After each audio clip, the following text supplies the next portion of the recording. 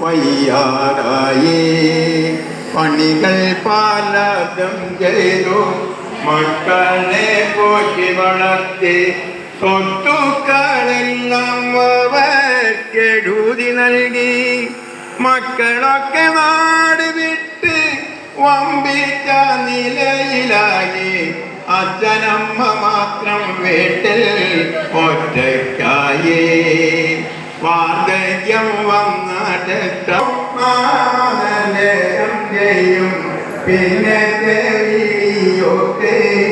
പ്രകാരം മുക്കാലിൽ നടക്കുന്ന പ്രജനെ കാണുമ്പോൾ അച്ഛനെ വിളിക്കാൻ പോലും നാണുമ്പോൾ എന്തു പറഞ്ഞാലും ഏതു പറഞ്ഞാലും കോപത്തിലാണവരുടെ പ്രതികരണം. അച്ഛൻ മാരിച്ചാലും അമ്മ മാരിച്ചാലും ഒരു നോക്കു കാണുവാനവർ എത്താറില്ല.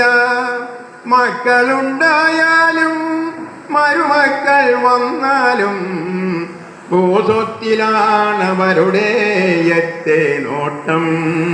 മക്കളുണ്ടായാലും മരുമക്കളുണ്ടായാലും വയോജനങ്ങൾക്കാശ്രയം വൃദ്ധതേ